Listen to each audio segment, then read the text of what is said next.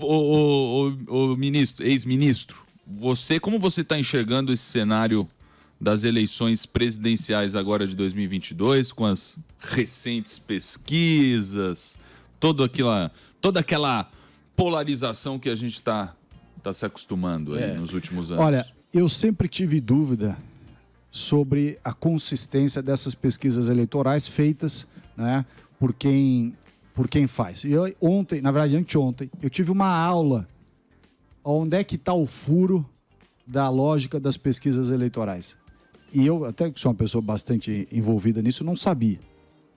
Aí pegaram o exemplo mais emblemático hoje, que é aquela Quest, aquela instituto de pesquisa chamado Quest, que tem sido inclusive muito divulgado, a pesquisa deles por a contratação do Banco Genial e tal, Genial Investimentos.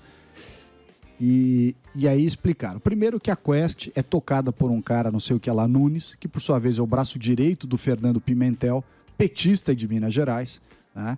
E que faz as pesquisas de opinião e que, curiosamente, coloca sempre o Lula com chance de ganhar no primeiro turno. Então começa daí. Um cara que é umbilicalmente ligado ao Fernando Pimentel, petista lá, ex-governador de Minas Gerais, não podia ter um mínimo de credibilidade. A mesma coisa que o Carlos Bolsonaro ser dono do instituto de pesquisa que fala do pai dele. Quer dizer, não tem sentido.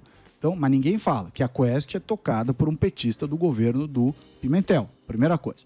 Segundo, aí nós pegamos os dados da pesquisa. Como é que essa turma tem feito as pesquisas?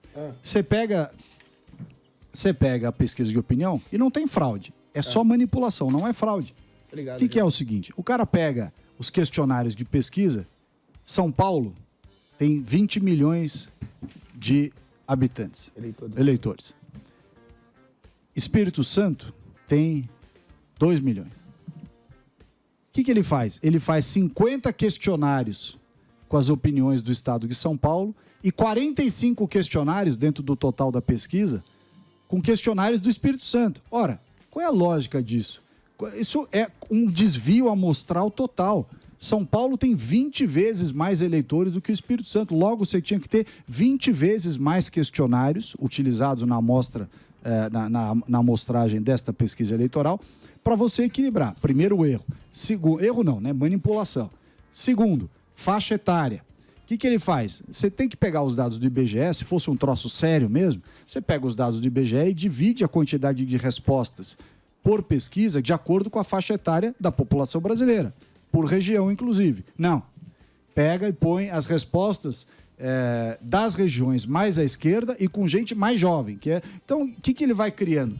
As respostas não são falsas. Acontece que a amostra, a quantidade amostral que está lá, leva inexoravelmente para uma conclusão que é o que ele quer demonstrar. Então, por isso tudo, tá? Aí você fala, mas e a outro instituto de pesquisa? Bom, vai lá pesquisar quem é que está por trás do Poder Data lá do Poder 360. Vai pesquisar quem está no outro. Se você checar quem está por trás, você vê que há sim, não só em quem faz a pesquisa, como quem a encomenda, um interesse muito grande em que essa manipulação, ainda que legal, mas é imoral, seja feita dentro das regras. Mas dá para checar isso aí?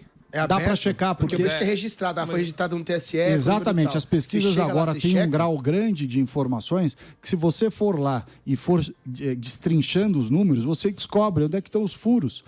Anteontem eu recebi uma pessoa lá que me fez essa explicação sobre a pesquisa da Quest. Eu fiquei impressionado, é um negócio que é inegável, que ali tem manipulação e que aquilo, obviamente, é um esforço tendencioso, né, para dar um resultado. Só que eu acho que isso daí gera o seguinte problema.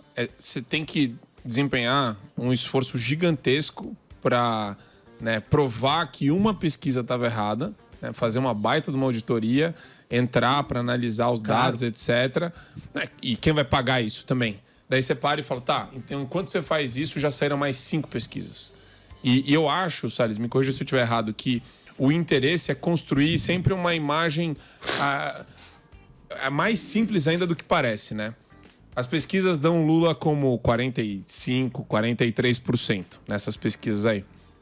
Na minha opinião, o que elas tentam levar de mensagem para as pessoas? Esse Bolsonaro não tá com nada. Esse Bolsonaro, o Lula é um ator aí, tem chance. Porque eu escuto isso, inclusive nos locais que eu frequento, no meio social que eu frequento, essa ideia do, o Bolsonaro não dá. E daí eu pergunto, mas por que não dá? Aí, não, porque é insuportável, que absurdo, não dá.